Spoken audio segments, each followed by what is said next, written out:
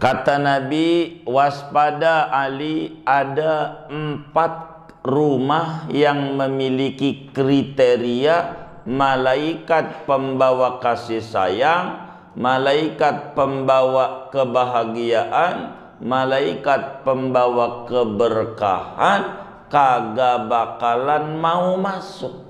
Bila malaikat itu enggak mau singgah, berarti yang bakalan singgah adalah setan. Sehingga di rumah itu adanya keributan, perselisihan, pusing, kegagalan, kacau, macam-macam. Ya Rabbi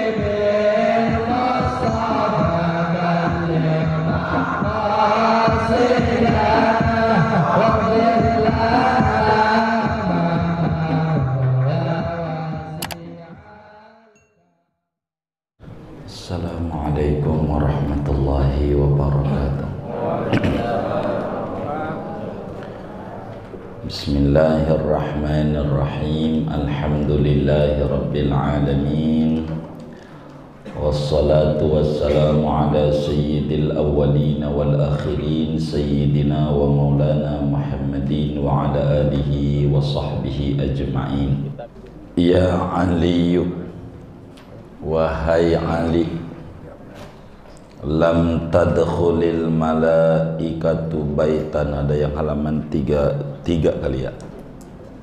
Ya Ali, wahai Ali, lam tadkhulil malaikatu, tidak akan masuk malaikat rahmat, baitan, pada rumah, fihi tasawiru, yang di rumah itu ada gambar-gambar, ada patung yang berbentuk fisik yang relief, au tamasilu, atau patung pemujaan, au aqun, atau orang yang durhaka, liwalidayhi, kepada kedua orang tuanya, au baitun la yadkhuluhu dhaifun, atau rumah yang tidak masuk akan rumah oleh tamu, atau rumah yang tidak dimasuki tamu. Shadaqa Rasulullah sallallahu alaihi wasallam. Bapak Ibu jamaah Masjid Quba yang mulia, syukur kepada Allah Subhanahu wa taala, pada pagi ini kita diberikan nikmat banyak, iman Islam, sehat walafiat, dan diberikan taufik dan hidayah duduk di majelis ilmu. Mudah-mudahan Allah Subhanahu wa taala meridhai dan memberkahi kita semuanya. Amin Allahumma amin. Satu di antara rukun iman adalah mengimani adanya malaikat. Seorang akan diterima keimanannya bila dia yakin dalam hatinya ada namanya malaikat. Malaikat itu adalah hamba Allah. Malaikat itu adalah hamba Allah yang mulia. Malaikat tidak pernah durhaka kepada Allah barang sedikit pun. Selalu mematuhi perintah-perintah Allah. La ya'sunallaha ma amarahum wa yaf'aluna ma yu'marun. Malaikat itu tidak makan, tidak seperti kita, tidak minum, dan juga malaikat itu lalu makanannya apa? Ya bertasbih, berzikir, itu bagi malaikat adalah makanan. dengan banyaknya bertasbih kenyang. Ada hamba-hamba Allah yang kaya malaikat. Jadi dengan berzikir itu Allah berikan dia kenyang. Begitu. Dengan berzikir.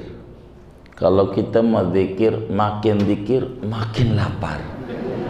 Emang kita banyak banget dosanya.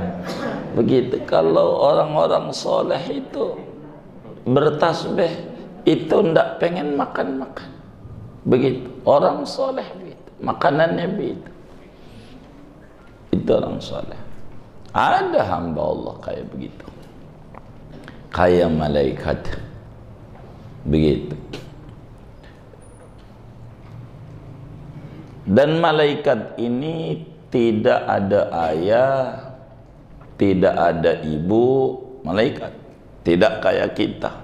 Beda. Dan tidak berjenis kelamin kayak kita. Tidak laki, tidak perempuan. Siapa bilang bahwa malaikat itu perempuan, maka detik itu juga kafir, keluar dari Islam. Namun bila ada orang bilang malaikat itu adalah laki-laki, maka tidak kafir, tapi berdosa besar. Tidak kafir, karena seringkali ketika malaikat menjumpai Nabi itu berbentuk laki-laki, tapi bukan juga berjenis kelamin laki-laki, begitu. Sehingga ketika orang mengata malaikat itu jenis kelaminnya laki-laki, ulama Ahlus Sunnah wal Jamaah mengata fasik, berdosa besar, tapi tidak kafir, begitu. Dan malaikat ini banyak sekali jumlahnya, ndak hitung. Wa ma ya'lamu junuda rabbika illahu, kata Allah. Tak mengetahui jumlahnya malaikat kecuali Allah saja. Dan malaikat ini adalah dutanya Allah kepada makhluk-makhluknya, malaikat itu. Jadi ada beberapa tugas-tugas yang ditugasi oleh Allah pada malaikat. Dari sekian banyak malaikat, ada malaikat yang ditugasi jaga neraka, namanya malaikat Malik. Neraka itu panas, tergantung apakah orang itu dapat ridho Allah atau tidak. Kalau dia diridhoi, neraka itu adem, maknyus rasanya. Malaikat Malik biar kata ada di neraka, kira-kira kebakar enggak? Enggak. Enak dia, betah-betah, karena ada ridho Allah. Kayak kita orang kerja di penjara, jadi sipir di Kemhan, Kementerian Pertahanan, itu jadi penjaga penjara, itu bisa ngorok, enak-enak, digaji lagi, karena diridhoi pemerintah. Begitu. Beda dengan orang yang berbuat salah, lain. Itu malaikat Malik namanya, yang penjaga neraka. Ada penjaga surga, ada pencatat amal baik, ada pencatat amal buruk, ada yang menguji, menyoal orang di kubur, malaikat. Ada yang mencabut nyawa, ada yang ngurusin rezeki, macam-macam. Malaikat banyak. Jadi nggak kehitung jumlahnya malaikat itu, banyak sekali. Sebab kalau kata Syekh Nawawi Al-Bantani di dalam tafsir Munir juz 1 itu, menerangkan tentang malaikat bahwa makhluk Allah ini banyak di muka bumi ini. Di antara makhluk Allah namanya manusia. Nah, manusia itu hanya di jumlah sedunia ini 10% dari jumlah jin yang ada di dunia. Jadi kalau biar gampang, jin itu ada 100, manusia cuman ada 10. Itu begitu. Kalau jin itu ada 1000, manusia cuma ada 100. Biar gampang begitu. Jadi tinggal dikali 10, ada berapa miliar manusia, sekian puluh miliar itulah jin. Dan jin itu hanya 10% jumlahnya dibanding binatang yang melata. Binatang yang melata, yang jalan di muka bumi, gitu. Itu 10%, masih banyakkan binatang. Binatang itu jumlahnya yang melata 10% dibanding binatang yang bisa terbang, kayak burung dan seterusnya. Jadi banyakkan jenis burung dibanding binatang melata. Yang bisa terbang banyak. Burung itu jumlahnya sedunia yang bisa terbang ini binatang hanya 10% dari biota laut, binatang yang ada di laut. Jadi banyak tuh yang di air tuh. Walaupun tiap hari bertonton diambilin nggak bisa habis, saking apanya banyak. Nah, binatang yang ada di air itu 10% dibanding malaikat di bumi. Jadi manusia tuh udah sekiannya tuh, gitu. Malaikat yang di bumi itu jumlahnya dibanding langit pertama hanya 10%. Di langit pertama lebih banyak lagi. Langit pertama 10% dari langit kedua, begitu seterusnya.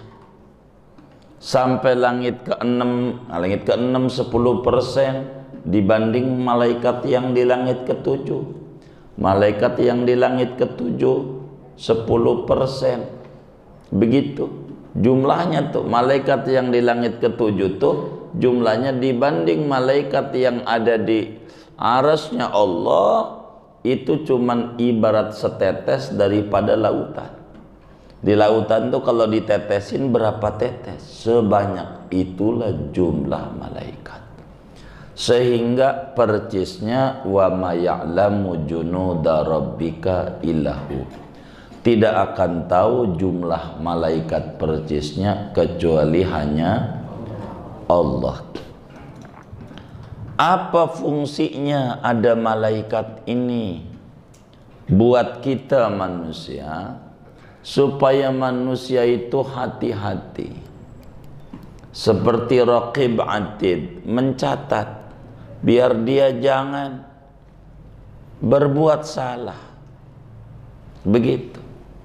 Jangan sampai dia nyuruh rakyatnya 3M, dia 17M. Jangan begitu, jangan. Jangan. Ini tidak benar ini. Begitu. Tidak benar. Supaya malaikat ini paham kita orang. Sehingga hati-hati dalam hidup, ada yang mencatat. Supaya tenang, ada malaikat namanya Mikail. Apa itu malaikat Mikail? Kalau kita orang namanya Departemen Keuangan dan Sosial. Itu kerjaannya bagi-bagi rezeki. Maka rezeki kita yang di malaikat Mikail masih banyak. Tandanya kita masih hidup. Orang masih hidup tuh orang yang rezekinya masih bukan ada, masih banyak. Jangan takut. Jangan, masih banyak. Begitu, masih banyak rezekinya. Masih banyak. Jadi enggak ngaruh apa itu zaman susah, apakah zaman itu zaman normal. Apakah zaman itu banyak wabah ataukah zaman itu tidak ada wabah? Rezeki kita banyak. Banyak rezeki kita. Di malaikat Mika, di Allah lebih banyak lagi. Jadi kita tenang hidup. Maka lihat teman-teman kita yang gusar, bingung ngadepin pandemi, udah 10 bulan lebih, dia bingung-bingung, timbangannya naik badannya. Loh, kan bingung juga saya. Kalau dia tambah kurus aja kerempeng, mendingan kan ada buktinya gitu. Lah dia bingung-bingung kok badannya tambah gemuk. Begitu. Makan masih makan. Begitu. Mau ngapain? Begitu. Dipusing-pusingin. Masih makan. Biar kita di zaman susah masih makan. Karena malaikat Mikail ini banyak rezeki kita sama dia. Banyak. Banyak sekali malaikat. Nah, ada di antara malaikat itu kerjaannya membagi-bagi kebahagiaan. Ada malaikat itu kerjaannya membagi-bagi kebahagiaan. Jadi punya duit belum tentu bahagia. Orang teman kita ada di ICU punya duit.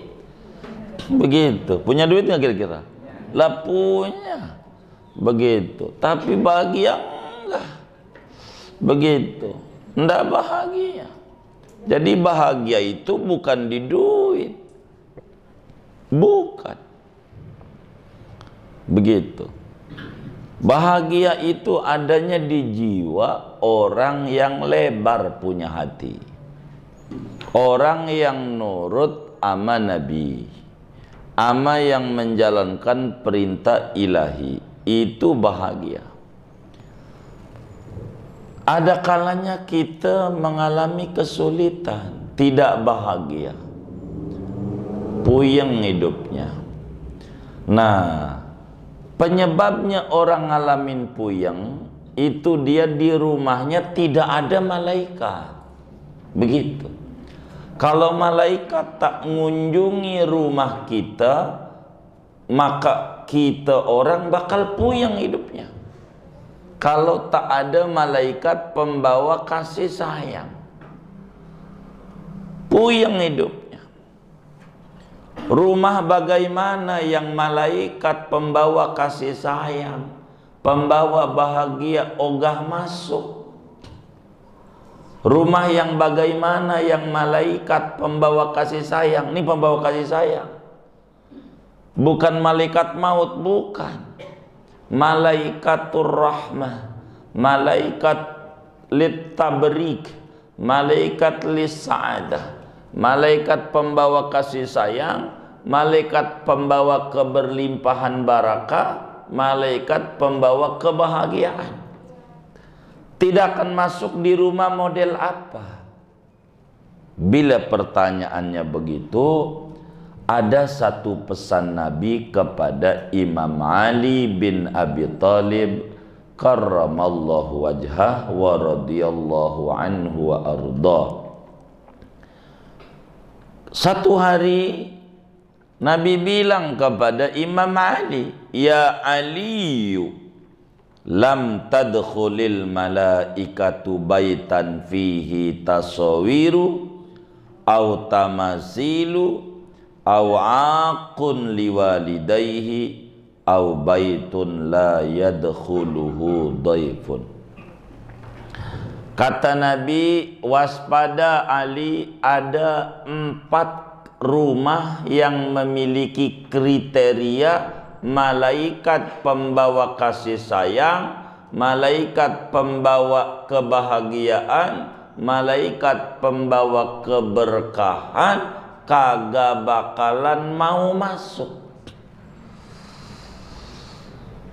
Ada 4 macam rumah yang malaikat pembawa bahagia ogah datang. Ada 4 macam rumah yang malaikat pembawa keberlimpahan barakah oga masuk, oga nongol, oga singgah. Bila malaikat itu enggak mau singgah, berarti yang bakalan singgah adalah setan. Sehingga di rumah itu adanya keributan, perselisihan, pusing, kegagalan, kacau, macam-macam. Mana itu? Yang pertama, fihi tasawiru, yang di rumahnya ada gambar-gambar. Gambar apa ini maksudnya? Foto? Bukan. Gambar ini gambar yang bernyawa, yang utuh. Gambar yang bernyawa, yang utuh tuh yang bagaimana? Yang kalau dipegang ada jisimnya, ada wujudnya. Yang kalau dipegang ada wujudnya. Kalau foto enggak. Ada juga orang oga ada foto. Enggak. Enggak, bukan itu tapi. Bukan. Tapi gambar ini gambar pohon. Pohon enggak bernyawa. Begitu. Atau gambar singa yang dicat di tembok, yang ada ekornya, kita pegang ekornya, tembok yang kita pegang. Kita pegang badannya, tembok kita pegang. Ini gambar yang utuh, yang bernyawa, yang utuh, disebut patung. Disebut patung. Relief namanya. Namanya relief. Gambarnya utuh. Gambarnya utuh, gambarnya. Depan rumahnya ada macan, dibuat utuh, dari pala sampai ada. Ndak bakalan bahagia. Boleh dia duit banyak, boleh, tapi tak bahagia. Gambarnya utuh. Malaikat tak masuk ke rumah yang model begitu. Namanya disebut lukisan tuh relief. Jadi gambarnya hidup, tinggal ngasih nyawa doang. Makanya kata Nabi, inna asaddan nasi adaban yaumal qiyamah al-musawwirun. Orang yang paling berat siksaannya di akhirat yang bikin gambar kayak begitu. Sebab nanti ama Allah suruh kasih nyawa, mana bisa. Yang utuh, yang utuh. Jadi kalau nggak utuh nggak apa-apa. Gambar macan nggak ada palanya,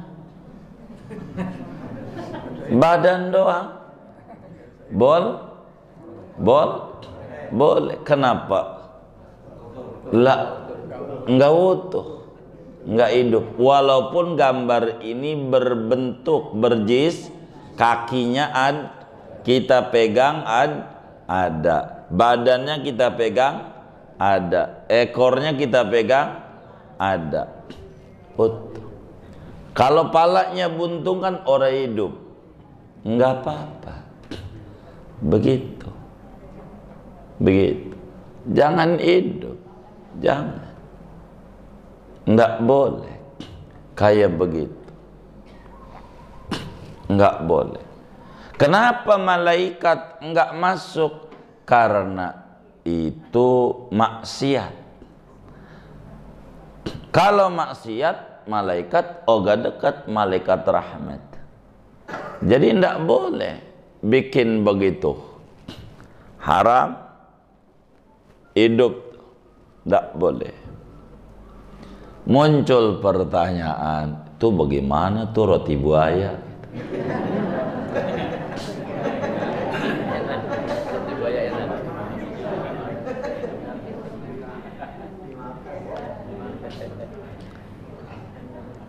Roti buaya. Kita makan. Hah? Kita makan. Iya. Bagaimana tuh roti buaya? Kan begitu. Itu gambar bukan? Gambar. Gambar bernyawa enggak ini? Gambar bernyawa. Gambar berbentuk enggak ini? Berbentuk. Enggak boleh.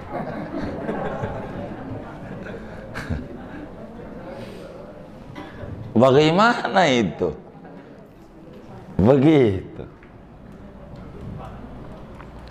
Maka kalau pengen hati-hati dalam agama, kata Hadratus Syekh Mu'allim Syafi'i Adzami rahimahullah rahmatal abrar, palanya dipotong.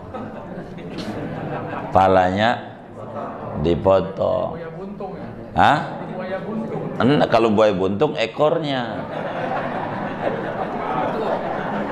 Jadi palanya dipotong, palanya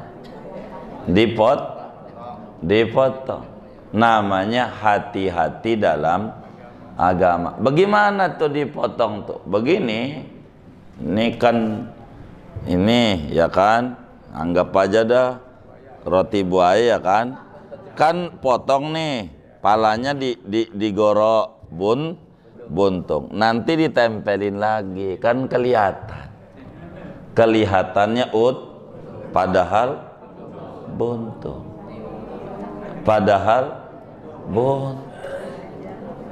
supaya tidak dosa. Begitu ulama yang hati-hati kayak begitu. Pesannya khusus, Pak. Apa? Pesannya khusus. Enggak, diomong aja ngerti sama yang dagang.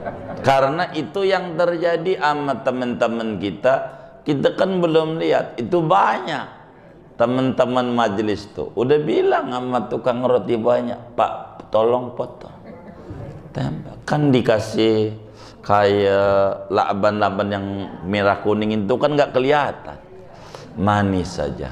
Padahal udah cuman yang harus dipisan itu adalah besan. Takut dikata bekasan ini. Sama besan. Ini bekasan murah ini. Menghina. Bilangin, ini masalahnya ada ulama yang mengata haram. Ada ulama juga yang mengata ini sebatas budaya. Budaya yang tidak bertentangan dengan agama, kata ulama. Maka terserah kita pada akhirnya. Kalau kita ya boleh, ya adalah kiainya.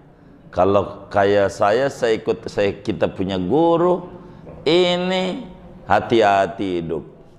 Maka biasanya kalau yang nanya, saya suruh potong aja palanya, tempel gitu, enggak hidup, enggak, cuman kelihatannya doang nempel, padahal buntung palanya, kelihatan begitu, kelihatan begitu. Itu namanya begitu.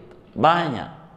Sepertilah kita orang menikah di gedung, pengen digandengin laki sama perempuannya, karena sudah adatnya begitu, kudu began. Ini KUA, ini laki, pengantin laki, ini pengantin perempuan, begitu. Di sini wali, di sini saksi laki, saksi perempuan, artinya dua saksi. Ini bagaimana pengen digandeng nih? Karena biar masuk TV, nanti nggak ada masuk TV. Begitu. Lah gampang, agama nggak sulit. Sebelum itu di acara resmi digandeng, nikahin dulu sama bapaknya. Taruhannya di kamar tuh. Nikah. Kalau mau, nih pagi ini nikah, malam aja dinikahin. Namanya malam mangkat, bener nggak? Malam angkat ya, Nah, malam nih, malam minggu semalam nikahin tuh si mantu laki secara agam. Besok depan KU lah, besok digandengin depan KU. Udah laki, bini ini mau ngambil SIM doang lah, kan agak ngapa. Uang udah laki, agama mau banyak solusi, jangan susah-susah. Kan waktu digandeng, lo ngapa itu digandengin? Udah bininya begitu. Jadi solusi namanya. Agama itu nggak pernah sempit. Potong aja palanya, kata Malim Syafi'adami. Tempel lagi, kelihatan rapi-rapi juga. Lagi enggak lari tuh palanya, kagak mau dibungkus plastik. Begitu, kagak. Dan udah biasa teman-teman saya, Mansur segala macam tuh pasti begitu. Rapi, kok udah pada tuh. Pasti begitu. Hampir rata. Begitu. Supaya kita tak melanggar. Hati-hati dalam agama. Jadi kalau kata Allah nanti di akhirat, enggak apa-apa sebatas budaya. Lah kan kita yang dibuntungin enggak dosa. Tapi kalau kata Allah dosa, lah kan cukup buat nganterin masuk neraka gara-gara begitu doang, enggak usah enggak sholat. Maka hidup perlu hati-hati. Hanya itu aja. Begitu. Biar hati-hati dalam agama. Kayak begitu. Potong biasanya begitu. Ada juga kiai nggak apa-apa, ya nggak apa-apa. Cuman kalau diadu sampai akhirat, kalau kata Allah nggak apa-apa, lah kan kita yang dipotong, nggak dipotong aja nggak ngapa-ngapa, apalagi lebih nggak ngapa-ngapa. Tapi kata Allah nggak boleh, lah cukup buat masuk neraka. Dengan begitu aja. Maka hidup ini kan bukan asal, harus beragama itu berdasarkan ilmu, nggak boleh seragu-lagu. Ada juga yang lebih ekstrim, foto aja ndak boleh, haram. Ada begitu sebagian orang, tapi tidak begitu. Karena foto dipegang hidungnya nggak ada, yang ada plastik aja. Apalagi yang cuman moto-moto doang tuh, foto doang nggak pernah dicuci handphonenya. Begitu, foto mulu. Begitu ampe numpuk dicuci kagak. Ada kiai foto, ada kiai foto. Kagak pernah dicuci. Begitu. Banyak saya gambar ini. Ya yang masuk surga handphonenya Samsung.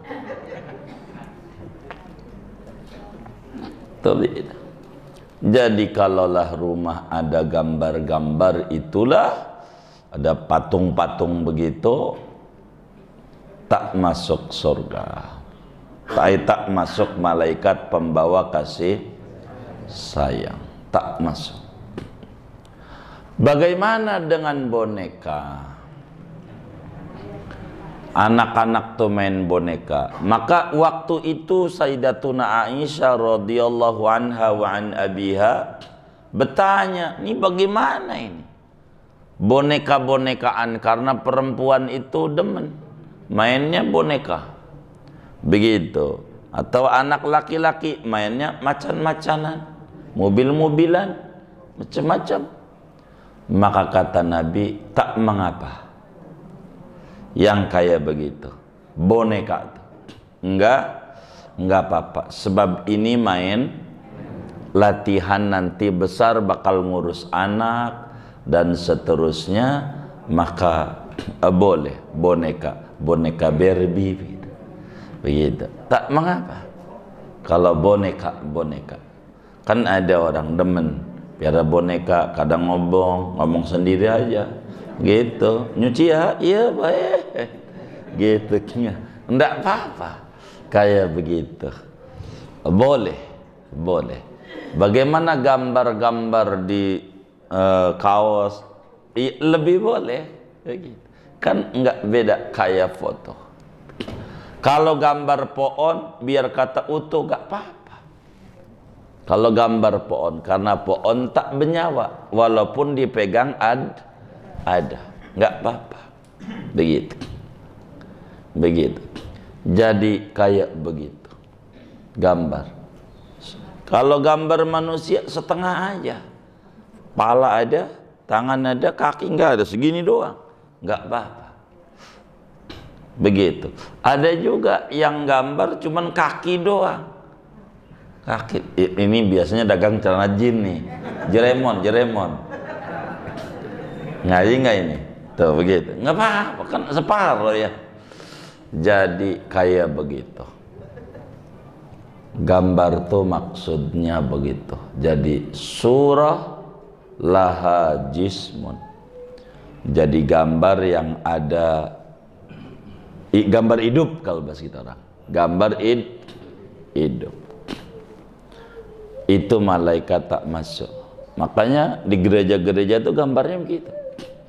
Gitu gambarnya. Kayak di Minahasa itu ada gambar Yesus gede banget.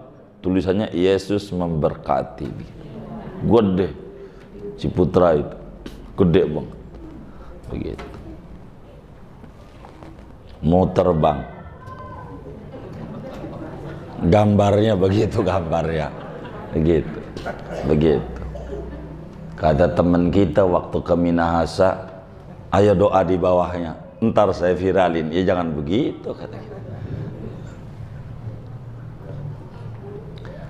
Itu satu. Autamasilu atau patung pemujaan berhala. Gambar dewa. Begitu. Patung dewa buat pemuja-pemujaan. Ini patung berhala. Begitu, dari batu, dari ini. Namanya tamasil. Berhala. Ada berhala. Itu begitu. Itu malaikat pembawa kasih sayang tidak bakalan masuk ke rumah yang kayak begitu. Yang ada berhalanya. Dulu dalam riwayatnya kakeknya Habib Jindan tuh, Jindan bin Novel bin Salim bin Jindan. Habib Salim Jindan tuh rumahnya depannya ada patung Bunda Maria. Depan rumahnya patung Bunda Maria, gede banget. Begitu, banyak orang nanya sama beliau, ini bagaimana?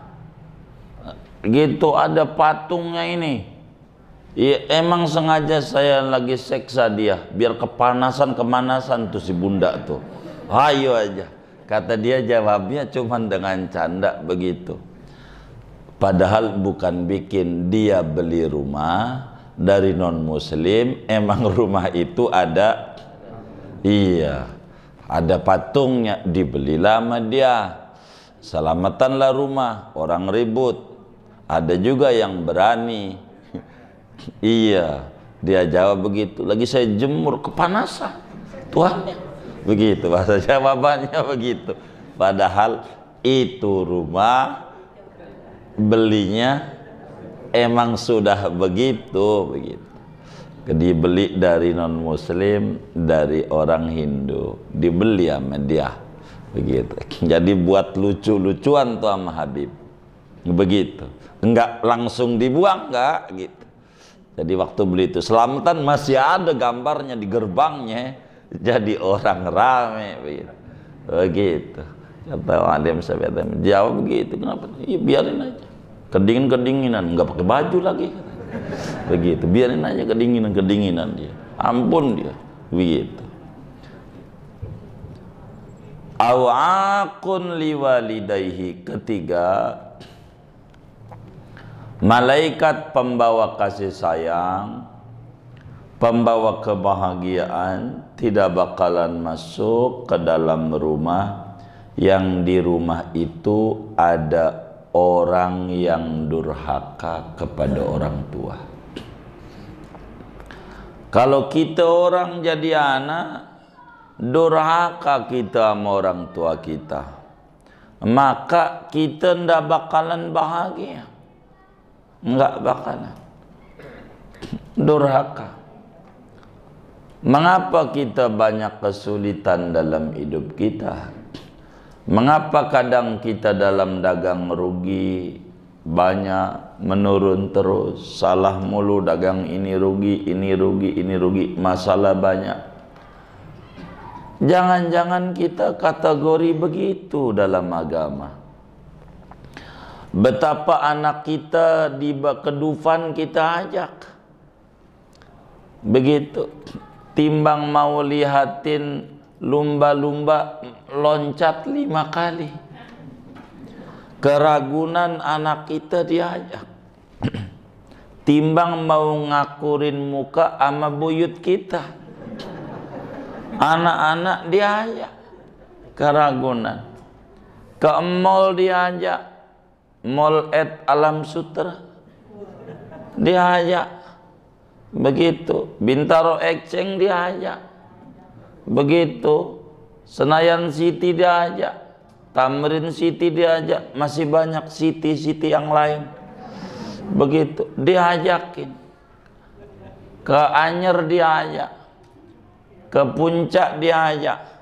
Artinya anak kita diajak sowan oleh kita ke tempat-tempat hiburan dan tempat jajanan. Tapi ora pernah anak kita diajak mana kuburan kakeknya. Enggak pernah diajak ke Tanah Kusir. Enggak pernah diajak ke Karet Bifak. Lebaran mau ikut aja, enggak usah, panas macet. Enggak usah. Apa enggak ini tipe anak durhaka sama orang tua? Cucunya tidak dikenalin mana kuburan kakeknya. Begitu. Tapi ke tempat hiburan diajak. Wajar kalau punya anaknya bengal. Ke tempat-tempat yang baik enggak pernah diajak. Tapi ke tempat hiburan diajak. Seakan-akan you nanti gede kemari mainnya. Tapi ke rumah orang tua nggak usah. Ini pendidikan saya yang saya tanamin sama kamu. Kamu harus nurut sama saya. Maka wajar kalau udah gede suruh ke masjid susah, suruh mondok susah, suruh ke majlis taklim susah. Emang kita didik kayak begitu. Ke tempat hiburan selalu yang diajak. Padahal kecil nggak pernah diajak ke tempat hiburan. Tar gede mau main sendiri. Nggak usah dituntun dan dibimbing ke tempat model kayak begitu. Keliru besar. Durhaka orang yang kayak model begitu. Anaknya dikenalin ke tempat-tempat yang kagak bener, ke tempat yang bener nggak pernah diajak. Kenapa kita pegel hidup kita? Ulah kita. Karena kita nggak bener cara didiknya. Ke tempat-tempat yang baik nggak pernah kita ajak. Ziarah ke kubur orang tua nggak usah. Kenalin ini datukmu, ini mbahmu, ini eyang kakungmu, ini bapak bisa jadi pejabat begini karena doa dari eyang kakung, dari mbah putri, begitu. Ini kamu harus banyak doa. Kagak begitu. Kita masa bodoh. Durhaka, dididik oleh kita untuk durhaka, salah kita. Maka rumah itu kalau tak ada bahagia, jangan salahin. Emang Nabi udah bilang sama Imam Ali 14 abad yang lalu, malaikat pembawa kasih sayang tak akan masuk di rumah yang di rumah itu ada orang durhaka kepada orang tuanya. Jangan kita menjadi orang yang durhaka. Rugi kita, rugi. Bahkan seretnya rezeki kita, sepakat seluruh sahabat Rasulullah Sallallahu Alaihi Wasallam dari 124.000 orang sahabat, mereka sepakat seretnya rezeki kita, mampetnya saluran dan aliran rezeki kita karena adalah salah kita, kepadalah kita punya orang tua. Itu bahaya, bahaya. Maka itu malaikat pembawa kasih sayang tidak bakalan masuk ke dalam rumah yang ada orang durhakanya. Bilalah kita ada anak durhaka sama kita, ngelawan mulu sama kita, maka perlulah kita duduk malam, tahajudlah kita, barang 2 rakaat pakai baca surat yang pendek saja yang kita hafal, kulhu, ngomong sama Allah, ya Allah, mulai detik ini saya redho kepada saya punya anak, namanya si Anu, absen datu anaknya. Saya redho sama anak saya maafin kesalahan anak saya. Ya Allah, dengan keredoan saya kepada anak saya, tolong berikan keredoanmu kepada dia, supaya dia ini nurut ibadah mau, gampang rezekinya. Saya redho. Sebab kalaulah kita gedek amanah kita, maka menyebabkan dia tak ada rahmat dari Allah, yang ada kesengsaraan dan kesusahan dalam hidupnya. Kasihan. Ya Allah, saya redho amanah saya maafin anak saya karena keredoan saya sama anak saya ini. Ya Allah, mohon ridhoin dia, jangan murkai dia. Begitu. Sebab Allah murka kalaulah orang tua murka. Allah redha kalau orang tua redha. Bahkan dalam satu hadis qudsi, Allah subhanahu wa ta'ala menjelaskan kepada kita, Nabi sampaikan kepada kita, kata Allah, man asbaha murdiyan bi wa muskhitan liwalidayhi fa ana lahu sakhit. Siapa orang berpagi-pagi, yakni mengalamin hari, dia membuat senang sama saya, kata Allah, saya senang sama dia, tapi membuat pegelam orang tuanya, durhaka sama orang tua, maka saya yang tadinya senang kagak jadi, saya ikut marah juga, walaupun dia nurut sama saya. Ibarat dohor jam 12, dia sholat awal waktu, tapi emaknya nyuruh, tolong ambil pesanan di rumah ibu anu. Allah lebih senang tuh anak paranin dulu. Ibu anu, turuti orang tuamu. Sholat enggak mesti awal waktu, masih bisa penuhi. Allah lebih senang sama anak model begitu. Enggak, Allah nomor satu, enggak. Kata Allah, nyenengin Allah, nyusahin orang tua, Allah jadi murka. Begitu sebaliknya. Ada anak,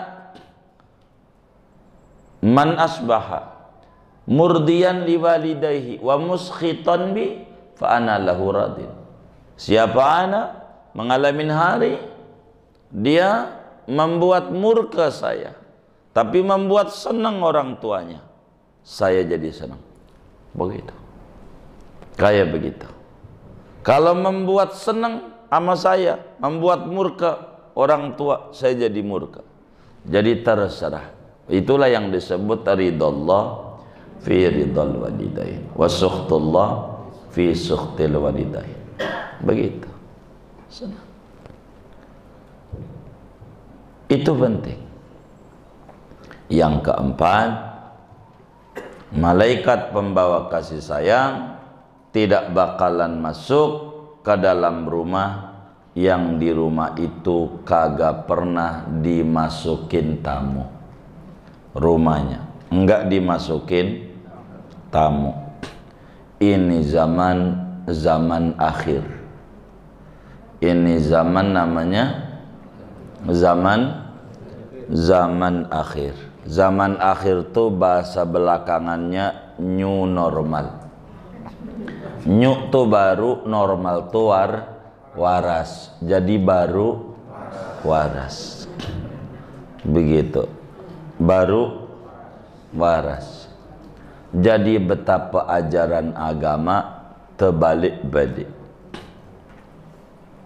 Kata Nabi, tidaklah dua orang muslim berjumpa lalu dia berjabat tangan, maka dosanya rontok berguguran, barakah dia dapat. Dosanya diampuni kalau jabat tangan. Itu Nabi temu, Waalaikumsalam, itu jabat tangan. Itu Nabi. Tapi karena dia akhir zaman new normal, ketemu temennya lagi pakai sih, namanya juga new, baru waras, belum kenal ajaran Nabi punya ajaran ora percaya, begitu, enggak percaya sama ajaran, enggak percaya, malah pakai siko ajaran. Kata Nabi, man sarrahu an yubsatalahu fi rizqihi wa yunsalahu fi atharihi falyasil rahimah. Siapa orang pengen betul rezekinya luas, siapa orang yang pengen betul kesalahannya dimaafin, dosanya diampuni, rezekinya luas berkah, maka bersilaturahim. Maka silaturahim, kata Nabi, adalah mendatangkan keberkahan dan keberlimpahan rezeki. Silaturahim membuat dosa terkikis habis. Itu Nabi. Kata kita, silaturahim membawa penyakit, bakal menularkan penyakit. Maka rumahnya ditulis tidak menerima tamu. New normal.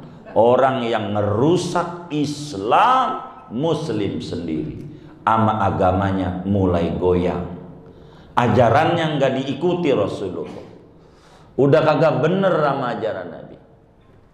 Kata Nabi, sawu watarasu, ayo rapet, ayo baris, lempeng rapet, jangan kasih kesempatan setan masuk di dalam barisan Anda.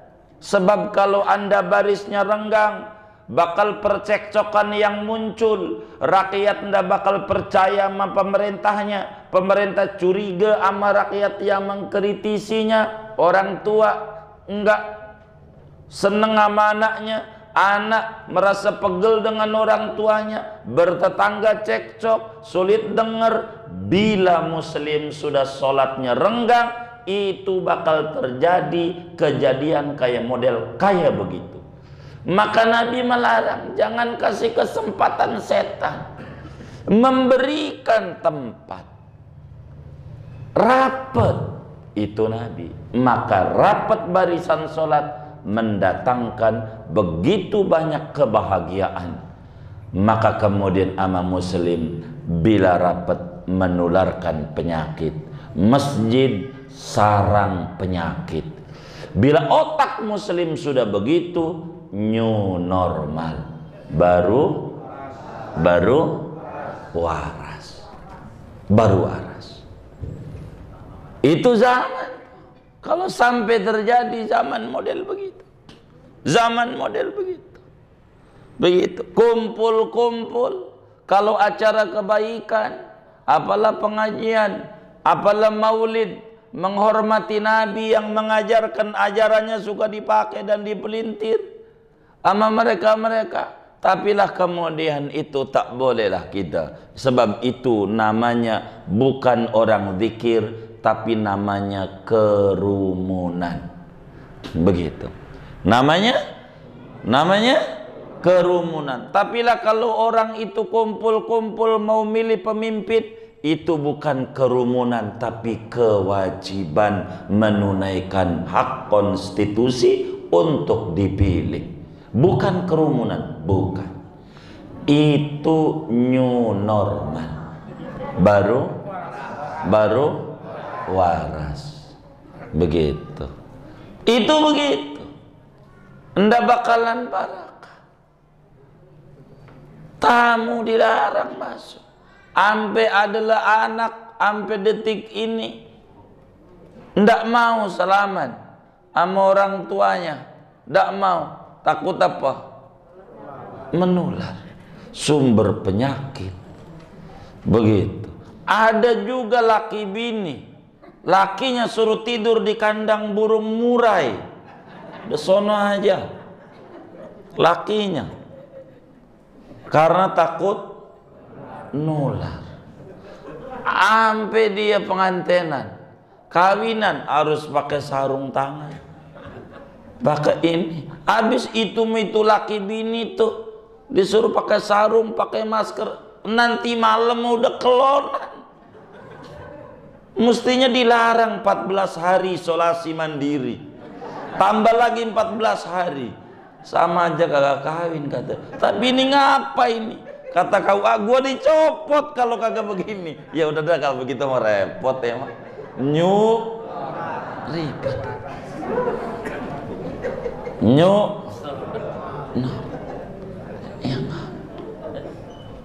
ada nggak zaman kayak begitu? Belum ada, alhamdulillah. Begitu. Yang kagak. Begitu. Udah repot. Begitu. Udah repot. Rumah yang tidak dimasuki tamu, rumah kurang barakah. Rumah yang nggak dimasuki tamu kurang barakah. Orang tamu itu mendatangkan barakah. Siapa yang ngasih berkah? Malaikat yang membawa keberlimpahan barakah. Ketika rumah ada tamunya, rumah nggak nerima tamu, udah kayak kuburan. Rumah mau ngapain? Nggak barakah. Yang kayak begitu susah. Duit bisa banyak, tapi dia punya rezeki dikit. Duitnya berlimpah, rezekinya dikit. Mau makan ini ora boleh sama dokter, mau makan itu ndak boleh, mau begini nggak boleh semuanya. Lah duit ngumpulin buat apa? Dari kecil sengsara sampai tua bangke apa bangka? Oh bangka, orang Betawi bangke. Tua bangka, sengsara. Lah kecil ya Rabbana, apa aja boleh dimakan, apa aja, bebas. Orang punya duit, ngiler doang, ngiler. Sampai tetangganya makan roti Belanda, Holland Bakery namanya. Ma beli roti Belanda, roti dong, roti ma. Baik, besok kita makan roti. Ke belakang rumah cabut, potong-potong, taruh tutup saji. Apaan? Roti dibuka. Loh kok kayak petasan? Roti sumbu, kayak petasan. Roti ada sumbunya, begitu. Untung nggak meledak, begitu. Roti, namanya roti. Nggak bisa, pengen makan apa aja, duit orang punya. Apa nggak sengsara? Kala itu sengsara, ngiler doang. Pengen makan ini, duit nggak ada. Pengen makan ini, duit nggak ada. Cuman ngelamun aja, nggak ada. Sekarang alhamdulillah duit banyak, tapi ngelamun lagi. Orang boleh duren lihat doang. Kayak kecil lagi. Duit mana? Sampai di jembreng itu puluhan juta. Warung kopi udah banyak banget, kedai kopi. Kopi gayo, kopi apa aja. Nggak bisa. Kecil sengsara, tua sengsara. Ya Allah. Ada yang model begitu? Nggak ada, alhamdulillah. Sengsara. Kalau nanti masuk surga, alhamdulillah, mendingan. Di dunia sengsara, di akhirat senang, alhamdulillah. Cuman kalau sampai di akhirat masuk neraka, cilaka 12. Di dunia udah sengsara dari kecil, sampai tua sengsara, sampai mati sengsara. Mau ngapain? Yang kayak begitu dibikin susah diri. Yang kayak begitu mau ngopi nggak asam lambung, ya duit gua hadeh. Mau ngapain? Barang halal kayak haram. Ya Allah, dulu barang haram, pengen halal nih, orang ada duit karena punya orang itu barang, pengen makan ini, pengen makan itu, udah ngiler doang, udah susah dah. Begitu susah, begitu. Mak kayak orang-orang dong, makan duren. Baik, saya juga mak, baik. Akhirnya bagaimana ini atu ini? Ya udah dimasak aja, namanya kinca. Yang penting rasanya ada. Pokoknya kalau ente tahak depan orang aja, kata emaknya. Maka anak 10 cukup duren atu yang kecil, cukup. Gitu, kasih nasi ketan, jadi yang banyak ketannya. Jadi keburu kenyang, kuahnya dikit. Ngalamin begitu nggak? Nggak, alhamdulillah. Tuh saking susahnya, saking apa? Susahnya nggak kebeli, Ya Allah, maukah kita hidup dari kecil sengsara, pas gede sengsara, kerja mati-matian ya Rabbana, jadi pejabat diajak ngaji susah apa susah, biar enak nanti kalau udah pensiun tenang. Pas udah pensiun mau makan ini nggak bisa, buat apaan itu duit? Yang dia mati-matian pala jadi kaki jadi pala, sengsara amat hidup. Ya Allah, mau makan daging, kolesterol, sate kambing, darah tinggi, emping, asam urat. Aduh, duit banyak, nggak kepake buat apa ini? Hidup sengsara amat. Padahal dalam agama tak ada pantang dalam Islam kecuali satu, makanan yang dapat nyolong, yang haram. Kopi dapat nyolong, pantang, haram. Itu menimbulkan penyakit. Barang halal makanannya. Kita pengen makan durian, beneran makan aja. Beli sekarung beli, duit banyak. Bagi sama tetangga, sodako penolak bala. Begitu, bawa di rumah atu, makan atu, sisanya buat bini, buat anak. Selamat. Kayak begitu. Daripada ngelamun mulu, meremelek. Tuh durian enak banget ya. Ya Allah, di perempatan Parung Serap, ya Allah, gede-gede banget montong. Miring kiri, ngapa gua duit banyak, tapi orang laku ya Allah. Gimana ya? Gue pengen makan takut domain bini. Gitu diamuk anak, lu sengsara. Mau ngapa? Tambah dipikirin, tambah puyeng dia. Nafsu itu pengennya turutin aja, colekin aja dikit. Dah. Contohnya puasa. Puasa itu pagi begini nih. Ya Allah. Sore kelapa muda, sirup marjan, ABC, teh manis, kopi, susu, udah macam-macam. Begitu, apa aja dah. Air jeruk. Tapi udah minum air putih dikit. Udah. Nafsu begitu. Jangan dilarang. Jangan. Tambah dia ditahan, tambah sengsara dia. Muncul penyakit-penyakit baru karena di hatinya mikirin orang berani sama bocah. Cuma masalahnya sekarang udah pensiun, yang ngasih duit bocah, nanti bocah marah-marah yang ngobatin. Tapi di hatinya pengen. Ini jadi penyakit. Makan biar dikit, colek aja biar dikit.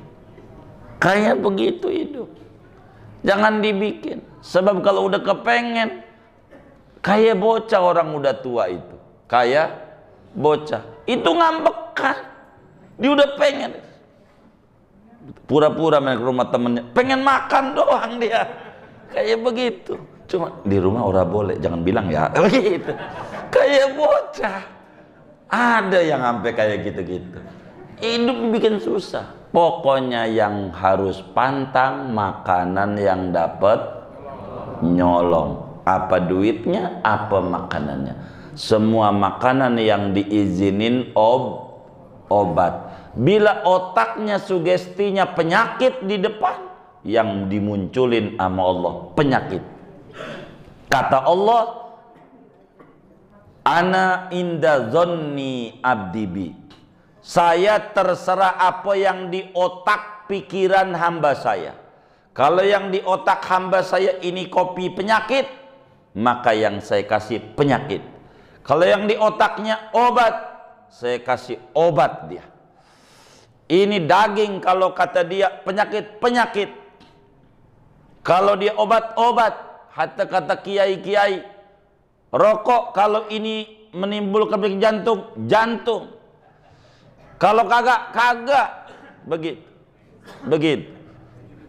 Saya baca di koran, kata kiai, bahaya rokok, lebih dari 100. Akhirnya saya berhenti baca korannya. Rokoknya jangan terus.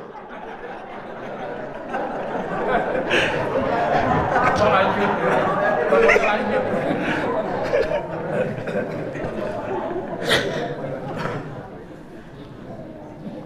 Terserah. Kalau ini duren, darah tinggi.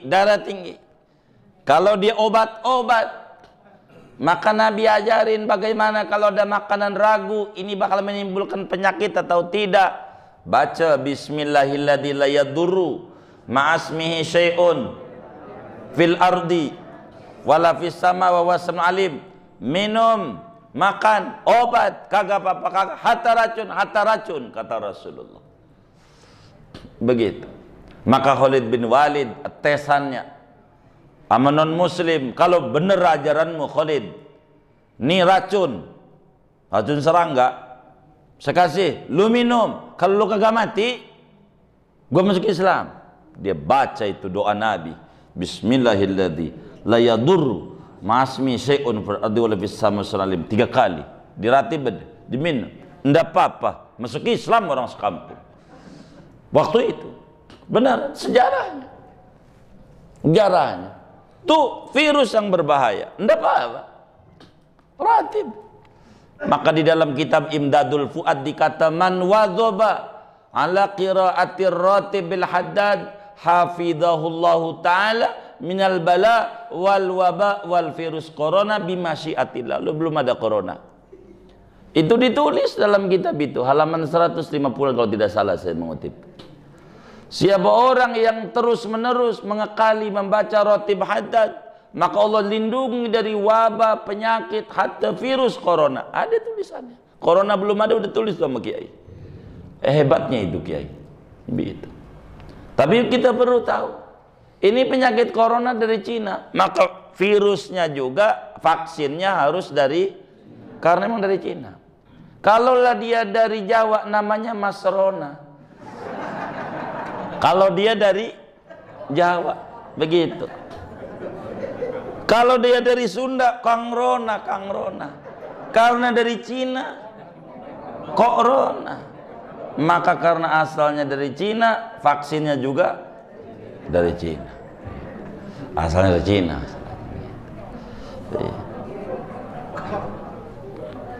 Jadi saudara, rumah yang tak dimasuki tamu kurang barakah.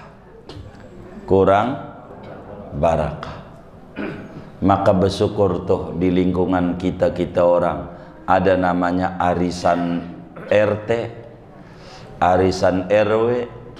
Itu dalam rangka apa? Supaya rumah dimasuki tamu rumahnya. Betapa dia hajatan di gedung, lah dia yang dapetin rahmat. Tuh rumah dimasuki tamu mulu, ya berkah-berkah. Rumah kita makin sengsara, karena kagak dimasukin tamu. Hajatan ogah di rumah, malu rumahnya kecil. Ini bukan masalah rumah kecil, orang juga nggak lihat rumahnya, enggak begitu. Jadi dia menghormati, datang ogah dia di rumah, ogah. Saking ogahnya rumah diinjak oleh tamu, begitu. Maka alhamdulillah wa syukurlah, gedung-gedung di Sudirman makin subur, makin kaya karena banyak tamunya. Banyak tamu, dia yang makin barakah. Rumah kita makin puyeng, begitu. Karena orang dimasuki tamu. Udah tiap hari kagak, sampai kawinan kagak boleh diinjak orang rumahnya. Inna lillahi wa inna ilaihi raji'un. Mudah-mudahan rumah kita penuh dengan kasih sayang, penuh dengan kebahagiaan, dan penuh dengan keberlimpahan barakah. Amin ya rabbal alamin.